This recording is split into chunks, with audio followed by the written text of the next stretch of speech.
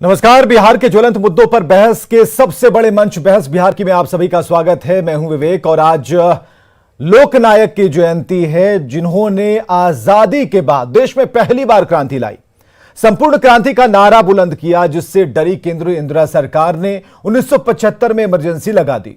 लेकिन उस लोकनायक की आवाज पर तमाम दमन चक्रों के बावजूद जनता ने 1977 में इंदिरा गांधी को सत्ता से उखाड़ फेंका। उस लोकनायक का नाम था जयप्रकाश नारायण। तो जिनके आंदोलन से उपजे लालू, जिनके आंदोलन से उपजे नीतीश कुमार, ऐसे नेता जो बीते 3 दशकों से बिहार की सत्ता को हाँक रहे हैं, तो उनके इर्द गिर्द और आमने सामने नजर आने वाले कई चेहरे भी उसी जेपी आंदोलन की उपज हैं, जिसमें बीजेपी के सुशील कुमार मोदी का भी नाम है। लेकिन सवाल है कि भ्रष्टाचार, गरीबी, बेरोजगारी, जातिवाद, प्रशासनिक भ्रष्टाचार और इसके साथ शिक्षा पद्धति और सरकार नहीं बल्कि व्यवस्था परिवर्तन का जो सपना जेपी ने देखा था, क्या वो पूरा हो गया? जेपी की राह पर कौन चल रहा है? कौन उनके सपनों को पूरा करने में लगा है और कौन जेपी को सिर्फ अपना बताने में लगा? यानी कि सवाल यह भी है कि जेपी किसके हैं? आज की बहस का मुद्दा भी यही है। तो जेपी की जयंती पर सारण जिले में मौजूद उनके गांव सिताब दियारा की तस्वीरें हम आपको दिखा रहे हैं, जहां आज केंद्रीय गृह मंत्री अमित शाह ने जेपी की 14 फुट ऊंची प्रतिमा का अनावरण किया, उसे राष्ट्रीय स्मारक घोषित किया, जिसके निर्माण का संकल्प पीएम मोदी ने लिया था। अमित शाह ने यहां जनसभा को संबोधित करते हुए कहा कि पीएम मोदी जेपी के संपूर्ण क्रांति के सपने को पूरा कर रहे हैं। वहीं लालू और नीतीश पर निशाना साधते हुए कहा कि जो लोग जेपी के नाम की राजनीति करते हैं, वो उसी कांग्रेस की गोद में जाकर बैठ गए, जिसके खिलाफ जेपी ने संपूर्ण क्रांति का आह्वान किया था।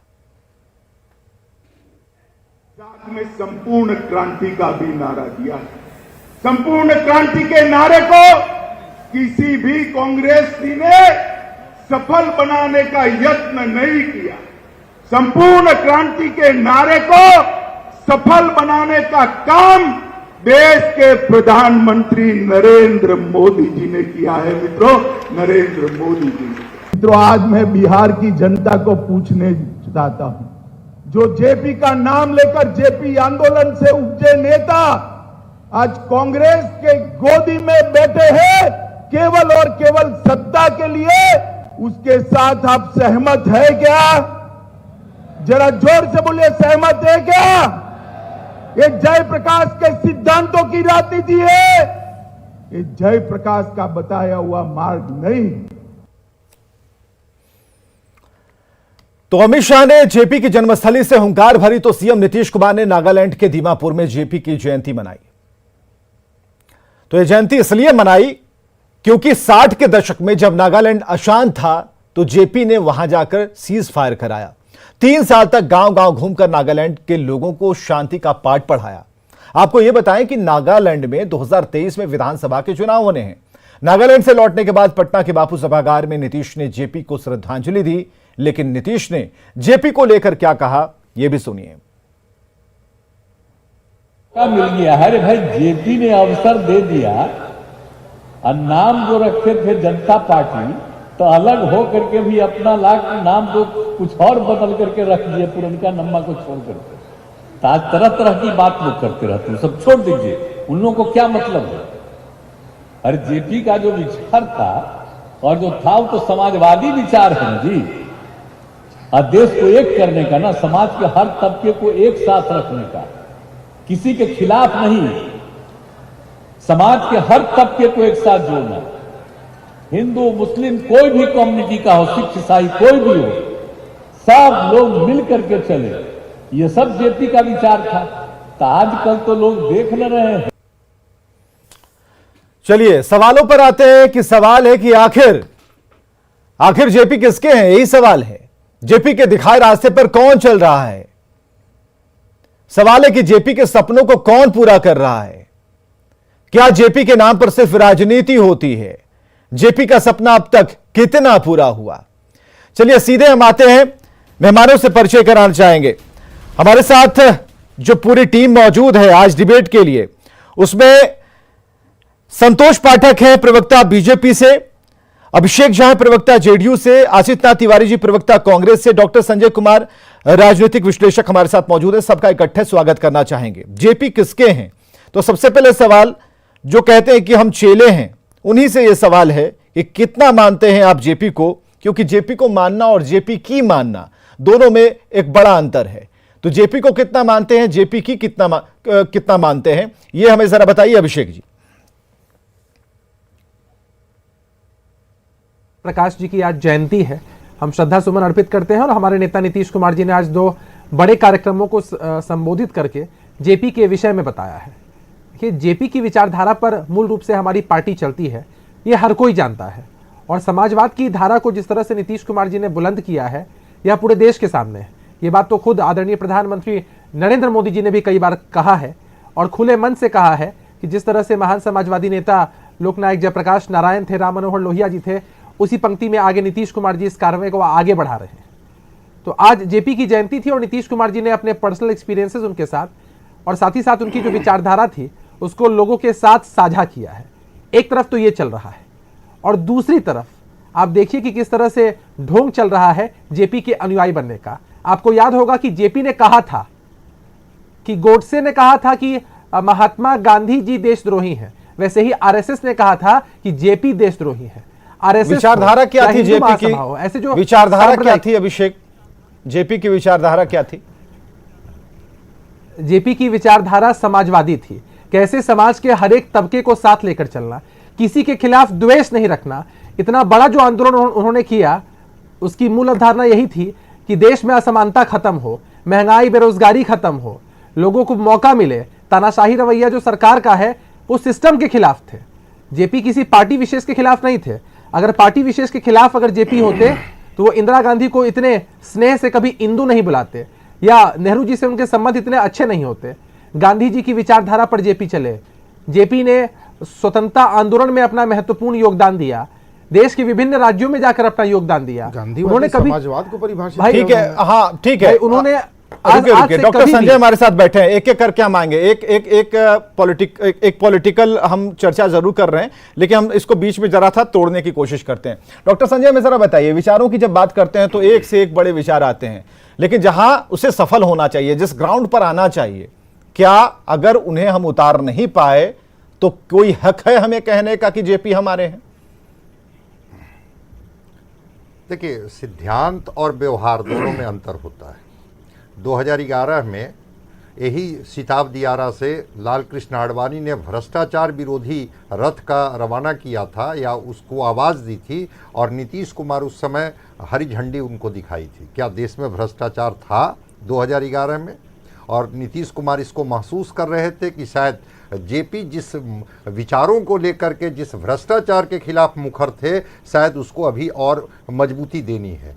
एक दूसरा पार्ट, जाति विहीन समाज की बात करते थे जेपी, जनेऊ तोड़ने की बात तक उन्होंने कह दी थी।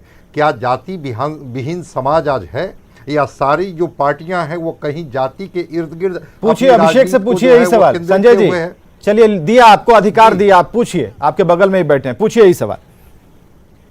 नहीं, वो तो एक बगल में ही है, वो तो मैं सवाल कर ही रहा हूं। मैं तीसरा सवाल मैं एक और कर लेता हूं।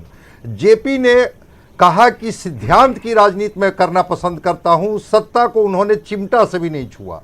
आज सिद्धांत को लोग तिलांजलि दे रहे हैं और सत्ता केंद्रित जो चीजें हो रही है, क्या जेपी इसके लिए, जैसे कि इस आंदोलन को, और जो लोग कहते हैं गर्व के साथ कि हम जेपी के अनुयायी रहे हैं, जेपी के चले रहे हैं, क्या वास्तविक में व्यवहारिक धरातल पर जेपी ने जो आंदोलन को धार दी थी, क्या उसको लोग आगे बढ़ा रहे हैं या वो ठहर गई? दीजिए जवाब। अभिषेक जी यही बता स्क्रीन पर संजय जी हैं, देखिए, बताइए। हमारे नेता नीतीश कुमार जी ने कभी राजनीति में कोई व्यक्तिगत लाभ नहीं लिया है। सत्ता उनके लिए साधन है, साध्य नहीं है। भ्रष्टाचार के खिलाफ जेपी थे, देशव्यापी नारा था। आज भी हमारी पार्टी क्राइम, करप्शन, कम्युनिज्म के साथ कभी कॉम्प्रोमाइज नहीं करती है। नहीं सहमत होंगे संजय जी तो हाथ उठाइएगा। कुरीति समाज में है, समाज में कोई कुरीति है और हम उसके खिलाफ आवाज बुलंद करते हैं। एक से एक जघन्य अपराध होते हैं, हत्या है, लूट है, बलात्कार है, उसके खिलाफ कानून बनते हैं, लोगों में जागरूकता फैलाई जाती है कि गलत रास्ते पर नहीं चलना है। फिर भी कुछ लोग समाज में गड़बड़ी करते हैं, लेकिन हमें बड़ी मजबूती के साथ अपनी विचारधारा को आगे सहमत है संजय जी? जेपी की विचारधारा, नहीं, जेपी की बिल्कुल विचारधारा मैं को- सहमत नहीं हूं। मैं तो जेपी ये की बता रहा विचारधारा हूं को कि लेकर आगे बढ़ जेपी रहे को हैं। बार बार ऑफर मिला, 77 में भी प्रधानमंत्री बनने का ऑफर मिला था। इन्होंने सत्ता को ठुकराया, कहा कि सत्ता के लिए मैं इस आंदोलन को धार नहीं दे रहा हूं। क्या आज के राजनेता क्या सत्ता के लिए आंदोलन को धार देते हैं, या सिद्धांत के लिए, या बदलाव के लिए, या व्यवस्था परिवर्तन के लिए, या भ्रष्टाचार के खिलाफ? अगर इन चीजों को लेकर धार देते हैं तो फिर सत्ता के इर्द गिर्द बातें क्यों बनती हैं? अगर जेपी के वास्तव अनुयायी आप कहते हैं तो फिर सत्ता और सिद्धांत दोनों एक कैसे हो सकता है? बताइए। मैंने कहा ना कि नीतीश कुमार जी के लिए सत्ता पाना साधन मात्र है, साध्य नहीं है। साधन जब नीतीश कुमार जी के पास आया तो आपने देखा कि बिहार का उन्होंने कैसे एक आसिफ कायाकल्प तिवारी किया, जी एक सहमत हैं? मॉडल स्थापित किया। अगर क्योंकि आपके देखिए, अंदर जब बात हो रही है प्रशासनिक जेपी क्वालिटी की, है, इमरजेंसी की बात ये लोग कर प्रशासनिक देते क्वालिटी है, तो दिक्कत क्या हैं। अब है? बीजेपी पर आए हैं। बहुत दिनों के बाद हम सुन पा रहे हैं कि जेडीयू वाले लोग बीजेपी को तरह तरीके से घेरने की कोशिश कर रहे हैं। लेकिन आसिफ तिवारी जी जो बातें कह रहे हैं, हम कह रहे हैं कि किसके जेपी? जेपी उन्हीं के, कि जेपी के सिद्धांतों को, विचारों को जिसने अपने जीवन में उतारा, अपनी पार्टी में उतारा, उसी की पॉलिटिक्स की। तो क्या उतर पाया है? और आप लोग बीच में घेरे में आ जाते हैं जब भी जेडीयू से यह सवाल हम करें तो। कोई भी बड़ा नेता विचारक वो झंडों में, डंडों में, मंचों पर नहीं होता है। वो विचारों में होता है, कर्तव्यों में होता है। और 74 में जब अटल बिहारी वाजपेयी और लालकृष्ण आडवाणी जी के नेतृत्व में जनसंघ का विलय हुआ जनता पार्टी में, 77 में सरकार बनी जिसमें अटल जी भी मंत्री थे, आडवाणी जी भी मंत्री थे, जहाँ तक मुझे याद है। अमित शाह जी बताएंगे कि महज 2.5 साल बाद 1980 में जेपी के सपनों को चकनाचूर किसने किया, किसने वो सरकार गिरा दी, किसने जनता पार्टी में तोड़फोड़ मचा दी, कौन कौन लोग जेपी से दूर हो गए और जेपी की खूब आलोचना की। संतोष पाठक जी को जरा लाइए, एकदम असित तिवारी जी एकदम जेन्युइन सवाल कर रहे हैं, लाइए। अमित शाह तिवारी जी के साथ राजनीतिक इतिहास कुछ पता है, रत्ती भर राजनीतिक इतिहास पता है उनको। पता भी है कि भारतीय जनता पार्टी क्यों बनी, जनता पार्टी से अलग होके वो सरकार क्यों गिरी। आज वो जेपी के दावेदार बनने चले हैं। ये वो लोग हैं जिन्होंने जेपी को खूब खरी खोटी सुनाई उस समय, और जेपी के सपनों को कूच कूच के, ईंट पत्थर हथौड़े से कूच कूच के चकनाचूर कर दिया। अब वो जेपी के दावेदार हो गए। वाह! इसका मतलब अटल आडवाणी गलत थे, भाजपा के उस समय के तमाम नेता गलत थे, और आज के नेता सही है? या फिर अगर आज के नेता गलत हैं तो क्या ये कहेंगे कि उस समय के नेता सही थे, हम झूठ बोल रहे हैं जेपी के नाम पर? किसने जेपी के सपनों को तोड़ मड़ोड़ कर कूच कांच के बिल्कुल निपटाया उस समय? कोई बता दे। क्या वो सरकार 2.5 साल चलने वाली थी? इतने बड़े जन आंदोलन के बाद इतनी परिवर्तनकारी सरकार बनी थी और 2.5 साल में वो सरकार बिखर गई। कैसे बिखर गई? रहिएगा बाहर हो गए। असित जी रुकिएगा, बस स्क्रीन पर ही हैं आप, स्क्रीन पर। संतोष पाठक जी जवाब दीजिए। विवेक जी, इसमें 2 महत्वपूर्ण विषय है। मैं सिर्फ नहीं, खाली जवाब दीजिए। असित तिवारी जी ने सवाल किया है उसका जवाब दीजिए कि अब आए हैं हक जताने के लिए, यही सवाल है, सीधा यही है। नहीं, हक जताते रहे। देखिए विवेक जी, हक जताने का सबको अधिकार है, अपना अपना हक लोग जताते रहे। जेपी का जो आवरण है वो बहुत बड़ा है और सबका अपना अपना स्टेक हो सकता है। लेकिन मैं सिर्फ एक बात कहता हूं कि 1925 में जब वो भारत लौटे इंग्लैंड से, और जब 1980 के आसपास उनका जब देहांत हुआ, उस बीच में जो आंदोलन उन्होंने चलाए अलग अलग प्रकार के, आजादी के आंदोलन में, क्विट इंडिया मूवमेंट में वो रहे, उसके बाद विनोबा स्क्रीन पर है असित जी, सहमत नहीं होंगे, काटिएगा बीच में। सर्वोदय के उसमें अंतिम समय में जेपी जी ने जो बात कही है, मैं वो बात आपको याद दिलाता हूं। इंदिरा गांधी जी ने एक बात कही कि जेपी का जो पूरा आंदोलन है उसके बैकग्राउंड में संघ है और वही उस पूरे आंदोलन को चला रहा है, और चूंकि संघ एक फांसीवादी संगठन है तो ये पूरा का पूरा आंदोलन फांसीवादी है। इसके जवाब में जेपी ने कहा कि अगर आरएसएस फांसीवादी संस्था है तो जेपी भी फांसीवादी है। और अभी तक आपको फांसीवादी किसने कहा? यहां पर बैठे हुए हमारे पैनल में किसी ने कहा था? असित तिवारी ने एक छोटा सा सवाल किया। आपका सवाल कुछ और था, इनका जवाब मत दीजिए, पेपर से मत दीजिए। अब जो आया है देखिए, अब गाय पर याद करके आए थे, बैल पर आ गया है लेख, तो लिखना पड़ेगा उसी तरीके से। बताइए असित जी। अरे बैल नहीं सुनिए, मैं तो वही कह रहा हूं, अगर इनको लगता है जो परिवर्तनकारी कांग्रेस के विरुद्ध, कांग्रेस को तो इस पूरे मुद्दे पर कुछ बोलना ही नहीं चाहिए था। और जो लोग लगातार सत्ता के लिए इधर उधर खुदकते रहते हैं, उनको क्या क्लेम करना है जेपी पर? जेपी के नेतृत्व किसी को कुछ क्लेम करने का कोई विषय नहीं है इसमें। कब क्लेम किया है? हम ये नहीं क्लेम किया है। जेपी के जेपी ने नेतृत्व में अपने जिस जनसंघ का जनता हम पार्टी आपके में बीच में विलय नहीं बोले भैया, हुआ, क्यों बोल रहे हैं? जनसंघ के उन्हीं नेताओं ने जेपी की पार्टी को तोड़ा ना, आज कैसे हम क्यों क्लेम कर रहे हैं? हम आपके बीच में बोले थे क्या? नहीं, बोले अभी कि तो ऐसे असित बात तिवारी नहीं। को इसीलिए स्क्रीन पर रखा है। आप उनके नहीं, ऐसे सवालों का बात ही जवाब नहीं दीजिए ना होगी। भाई, आप उनको कह रहे हैं कि आप फील्ड छोड़ के चले जाइए। तो आप मेरे बोलने नहीं, के तो नहीं, समय बात फिर बोल वही रहे बात हैं कभी आप। नहीं, कथा सुनने के लिए थोड़ी बैठे हैं। असित तिवारी को हमने ये बोला ना भाई कि कौन सा जहां काम आपको कर? अपच हम लगे अपनी वहीं बात पर नहीं कहेंगे तोड़िए। क्या? आपने अपनी बात नहीं कहेंगे। जो सवाल कांग्रेस का है उसका जवाब आपने दिया। आपके ऊपर अगर आरोप ही हम लग रहे अपनी हैं बात कि कहेंगे, आज तो आपको विवेक जी जेपी की की नहीं याद आ रही कहेंगे। है, कि इसका आज 14 अधिकार फीट की कांग्रेस का प्रतिमा कौन सा आपको याद अधिकार आ है रही जेपी है। पर उन पर बोलने के लिए हमने कोई क्लेम आज नहीं किया भाई। नहीं, जेपी को आज लोग से नहीं, क्लेम कर रहे हैं जिन्होंने 1999 जेपी के में भी सपनों को हमारी तोड़ सरकार दिया। बनी थी, तभी हम लोगों ने भारत रत्न दिए, भारत रत्न से उनको नवाजा था। ये बीच में किसी का स्टेक क्लेम करने की बात नहीं है विवेक जी। और जेपी के जो सर्वोदयी की जो नीति थी, उसी नीतियों के आधार पर अंत्योदय से प्रेरित सारे कार्यक्रम प्रधानमंत्री जी चला रहे हैं और पूरे देश उससे लाभान्वित है। 42 करोड़ परिवारों तक हमारी नीतियों के पहुंचे और 80 करोड़ लोगों तक। बताइए इसमें से कौन इस बात को क्लेम कर सकता है? जितने भी समाजवादी लोग बैठे हो, कांग्रेसी लोग बैठे हो, कौन क्लेम कर सकता है? अंत्योदय भी जेपी को दे इसलिए दिया, आज खुशी हुई। बिना मतलब वरना की ये बात तो है। दीनदयाल किसी को उपाध्याय अब जी को सरकार बताते हैं टूट गई, अंत्योदय का सरकार रह गई, सरकार विचारक। तोड़ना बनाना कांग्रेस का काम रहा है आजादी के बाद से। अच्छा, मतलब सरकार 77 तोड़ना वाली बनाना सरकार कांग्रेस का ने काम गिरा रहा दी। है। 77 और वाली आज सरकार- जब यहाँ पर बैठ के ये तो सब फर्जी अटल की जी- बात यहाँ पर हो अटल रहा जी है, कांग्रेस तो हम के अपनी इशारे बात पर नहीं सरकार कहेंगे। से बाहर आ गए। हम क्या कमाल है करें भाई। जेपी ने 77 में एक बात कही, क्या इतिहास बोध है कि- भाजपा का।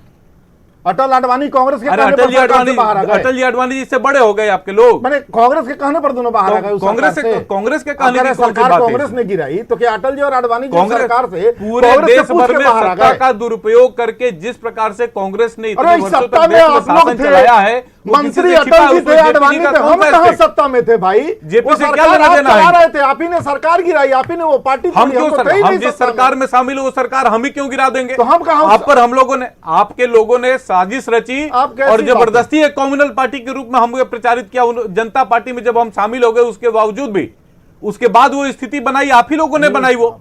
उस और समय उसका सरकार- लाभ ठीक है, हम एक्सपर्ट की तरफ चलते हैं। डॉक्टर संजय, तो डॉक्टर संजय हमारे साथ है। डॉक्टर संजय जरा ये बताइए, बीजेपी की जो दलील है, आज तो मूर्ति के साथ हैं, आदम कद नहीं उससे भी ऊंची प्रतिमा, क्योंकि भारत में भी इतनी ऊंची कद का कोई व्यक्ति अभी हमें दिखता नहीं है, क्योंकि जो लोग थे उन्होंने एक लकीर खींच दी और आज उसके पीछे पीछे चलने में भी हमें दिक्कत होती है, ताकत नहीं लगती। वो क्यों नहीं लगती? क्योंकि उनके विचारों पर हम फिट नहीं बैठ रहे।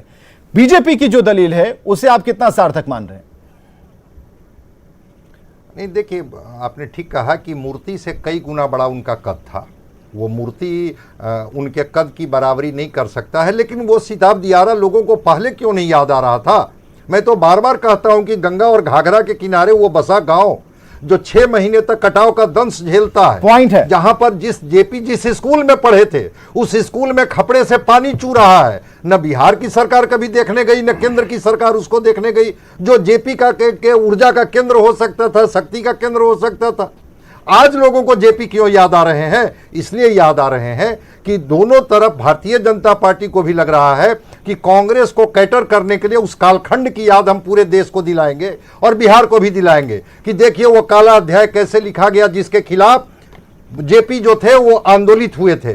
और यहाँ के समाजवादियों का भी है कि वो कहेंगे कि हम जेपी के अनुयायी हैं। जिस तरह से एक सत्ता के खिलाफ पूरा देश के समाजवादी जब एकजुट हुए थे, चुनौती दिए थे, तो बदलाव देश ने देखा था। हम फिर एक बार चाहते हैं कि जो केंद्र में सत्ता है उसके बदलाव में हम लोगों की भूमिका हो। ये दोनों के अपने अपने राजनीतिक मंशा है। लेकिन उसके बाद भी गुजरात के उन छात्रों को याद कीजिए ना, जो थोड़े से पैसे के लिए आंदोलित हुए थे और 70 वर्ष का बूढ़ा उनके साथ खड़ा हो गया था। आज छात्रों की स्थिति क्या है? जरा हम लोग पार्टी से अलग हट करके देखें। नौजवानों की क्या स्थिति है, भ्रष्टाचार की क्या स्थिति है, जाति की क्या स्थिति है? क्या इस पैनल में बैठे हुए लोग बता देंगे कि जिस जाति को वो खत्म करना चाहते थे, जिस जाति विहीन समाज की स्थापना जेपी करना चाहते थे, क्या हम लोग कहीं सत्य से टकराते चलिए, जब हैं कर ही या नहीं भटक गए? पाए तो किसके जेपी के नाम पर सिर्फ पॉलिटिक्स, आदम कद प्रतिमा, ढेर सारी माला, एक लंबी भीड़, एक बड़ा सा भाषण और इसके अलावा कुछ नहीं।